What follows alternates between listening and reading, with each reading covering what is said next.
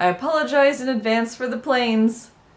There's probably going to be planes in this video. Hey guys, it's Sam and welcome back to another video. In this video I'm going to show you guys my most used art supplies. And note that I said most used and not best or my favorite. Just these are the ones that I use the most, and I make that clear because these supplies are not necessarily like the most quality of supplies. Sometimes I'm really cheap and a lot of times I'm really cheap and I just like to use whatever I have lying around the house. So for these tools I typically use them for studies or sketches or just playing around. I typically use my sketchbooks for studies. I didn't used to, but I do nowadays. So if you'd like to see any of my sketchbooks dating back from I think the year 2000 or so until about now, then I have a whole playlist of those sketchbooks in the description down below. And another note is that I don't necessarily recommend these tools. Again, not best, not favorite, just ones I use most often. But if any of them pique your interest, I will have links to all of them or all the ones that I can find on Amazon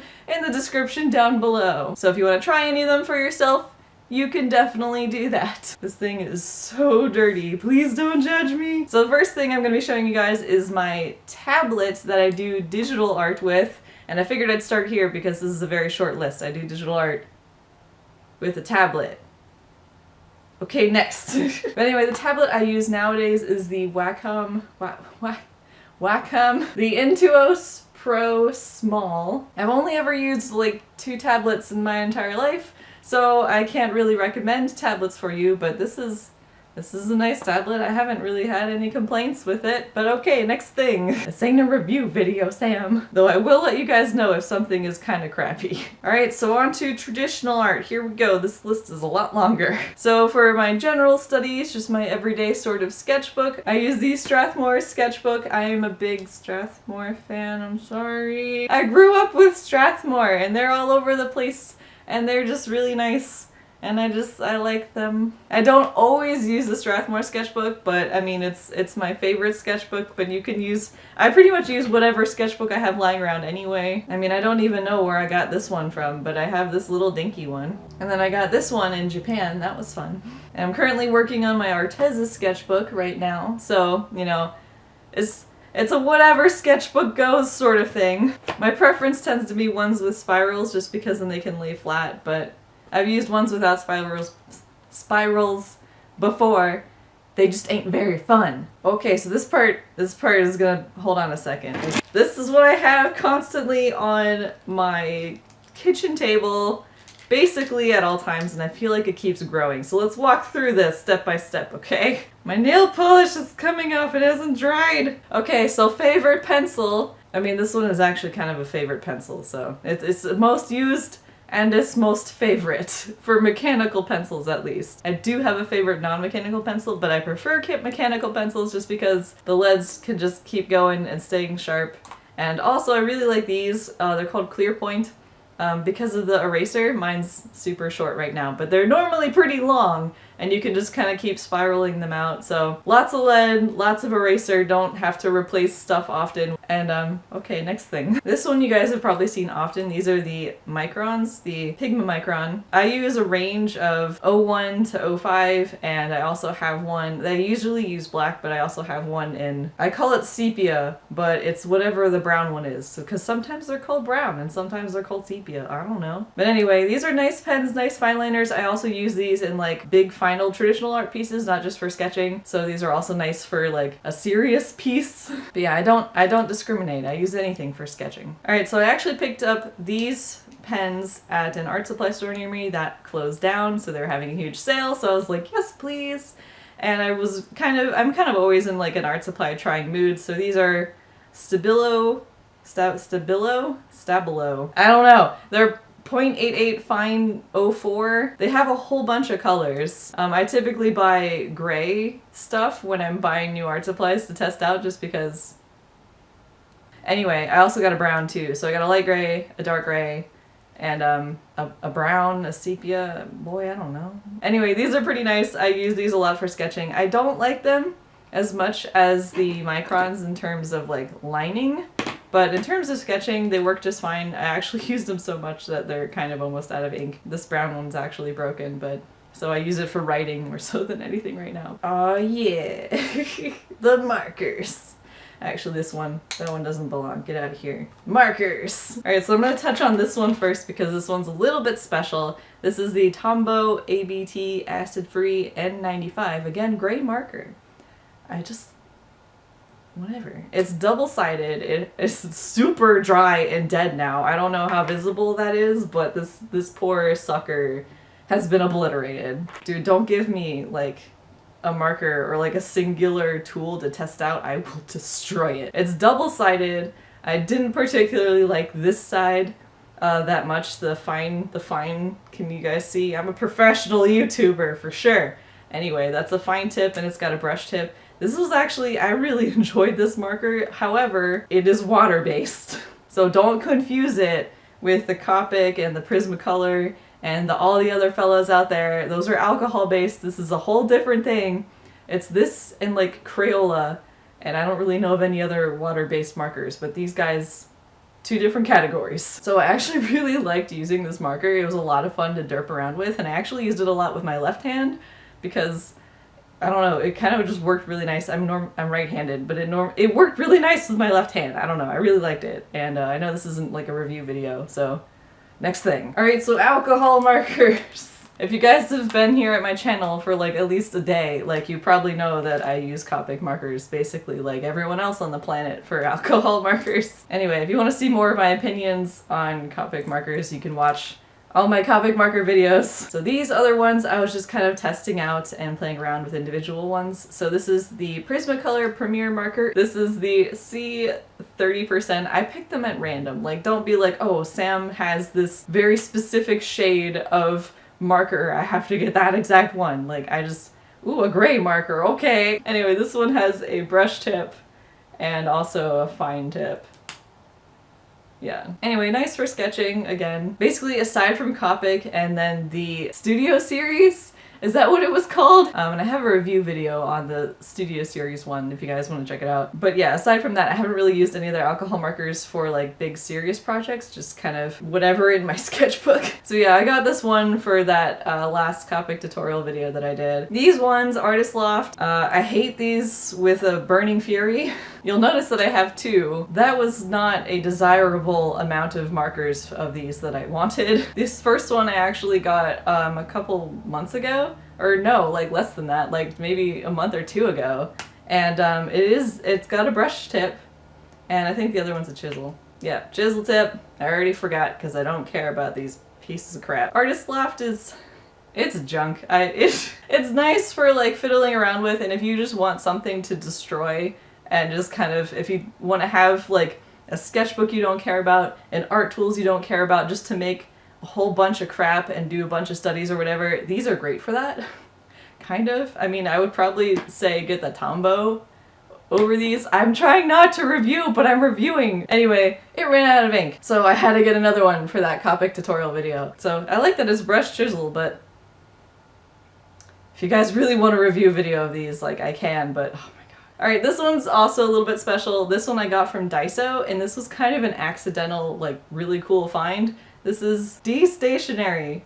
I think the D stands for Daiso. I think this is probably Daiso's official brand. I threw away the wrapping paper, and it's 0.38, and this is surprisingly a really nice pen. It's really, really, really tiny, but it feels so good to use, you guys. Like, I want to go back and buy more colors, and it was so cheap. It was, because everything at Daiso is like $1.50, so this is a nice pen. I want to get more colors. And look, it's not gray. Ooh, it's a blue-green. Alright, I saved these suckers for last, just because. Anyway, so for whites, Prismacolor White Charcoal is actually really nice. I know it's kind of weird, you don't really hear charcoal being used that often in the YouTube artist community, but I actually really like this, so this is something I can recommend. It doesn't have to be Prismacolor specifically. I've tried other charcoals and they're all fine. I'm not a charcoal artist, so I can't be like, oh, this white charcoal feels thick and difficulty. I don't know. I don't care. It's just white charcoal for me, and I actually really like using them with Copic markers, and they're okay with watercolor. Maybe it depends on the paper. but I really like them for marker work, and also if you have a black paper sketchbook or just black paper, this is a lot of fun. And then the Sakura Jelly Roll, I have a review on this on my channel. You can go watch that for my opinion. Okay, next thing. This one is relatively new. This I also got from Daiso, is the Keshimaru-kun, and it's actually a whiteout pen, not a sort of white highlighter gel pen sort of thing, and it's okay. I use it a lot with my watercolor just because the Sakura Jelly Roll doesn't really go on top of my watercolor paintings, and this does, but this is kind of very globby and not easily controllable, and yeah, so just I wouldn't do it on anything important unless you really get a handle on this. Alright, last section is the watercolor section. Alright, so I'll cover paper first, and I actually don't physically have one with me right now, but I have used the Strathmore Mixed Media pads in the past. Anyway, I really like that paper. It's really nice. It's a bit thicker than the other paper I'm about to show you guys, so that's really nice. It keeps it from bending, though it is crappy paper. Heads up. If you want to use it for watercolor, just be really careful, because don't do it on anything important, because it's not the greatest paper for watercolor. I loved using it with watercolor just because I love crappy paper with watercolor. So like if you want to do some sketching, or you want to do like not a ton of layers, because then the paper starts to tear off. Now this one is a recent find, cannot talk today. It's the Strathmore Mixed Media, however it is different than the pad because one, the paper is lighter. I don't remember the number off the top of my head, but this one's 90 pounds for the paper weight, and it's in a spiral, like yo. So I really love this. It also comes with more paper, so just the biggest difference is that it's thinner paper, so it's not going to hold up as well, but it's still super great for sketching. Probably gonna buy this more than the drawing pad, just because you have to tear out the sheets of the drawing pad, and I hate doing that. Again, not the best paper for watercolor. If you want to do serious watercolor stuff, don't get this paper. Alright, as far as brushes go, I used to use the Pentel Aquash brush pens. They're not super great. I'm not a big fan of them. But they get the job done, and I'm super lazy. I hate using normal brushes. This is just really easy and convenient, and that's, yeah. However, I have since switched to using the Ohuhu water brush pens. I actually like these a lot more than the Pentel brush pens. They come in more sizes, which is nice. So these are my water brush pens that I use with the watercolor that I'm about to show you. Alright, so if you come on my live streams, you guys probably already know, I use the Koi Watercolor Pocket Field Sketch Box. This particular set, they have a couple different sizes, but this particular set comes with 24. It has a little extra doohicker, official term, and it comes with the extra little water brush. I'm a little messy, alright, don't judge. I'm not a big fan of it. If you want to do serious watercolors, I wouldn't recommend it. I also, in hindsight, would have probably gotten a smaller kit size, because this is just way too many color options for me. My brain doesn't even know how to comprehend this many colors. But if you want some like little kit to go around and do plein air, or to just mess around with and just fiddle with watercolor, like this isn't that bad. Oh hey guys, I'm gonna show you all my art supplies, and I'm just gonna show them to you and not review them because that would take so long, and here's like an 80-minute long video. So these are the watercolors that I use a little bit more seriously. I figured I'd show these off just in case you guys want an alternative to the Koi watercolors, just another option. So this is the Grumbacher. I don't know how to pronounce it. They don't sell this set anymore, at least not that I found anywhere online. I got this a very long time ago. However, they still sell watercolors, so I put links in the description if you guys want to still check out this brand. It's tubed watercolor, which I much prefer over the pans, and these are all the colors, and this is my really clean palette. Ooh, ah. And just the last but not least art supply that I use with watercolor. Yeah, this old dish rag, or just some sort of towel that you find lying around the house. And I apparently use a lot of blue. It's probably from all the cloud and ocean painting I've been doing recently, but this is really nice, and I do recommend getting a towel if you're going to be using the water brush pens. It's just, first of all, you don't have to use paper towels, so you save like $1 billion just by using this thing. And then second of all, you know, the whole nice for the environment thing, just less trash. You just put put it all in here, and it still cleans the brush like nicely, and then when you're done you can always just toss it in your laundry. You're not gonna get this stuff out, so use like a towel you don't care about. Alright, so I think I covered everything that I basically use on, this is not all my supplies that I use, but just the ones that I used most often. So I do use more supplies than these, but this is just the stuff that I use almost every day. Again, reminders, if you want links to check out any of these supplies, I'll have them all in the description. Hopefully I can find most all of them. I mean, I think for things like this, like I'm probably not going to be able to find it for you, I'm sorry. But yeah, hopefully this gives you a little bit more of an idea of how I do my sketches and studies. I'm pretty open-ended when it comes to using art supplies, so definitely don't feel pressured to get any of these things. However, I am curious about you guys, what sort of art supplies you find yourself using most often, or what your favorite art supplies are, and if you'd like to see any reviews of any of the products that I've showed in this video, let me know in the comments down below. I'm sorry this video is like egregiously long. I'm gonna go ahead and end it here, so if I forget anything, as always, check the description down below. And otherwise, hope you guys enjoyed, and thanks so much for watching! Bye!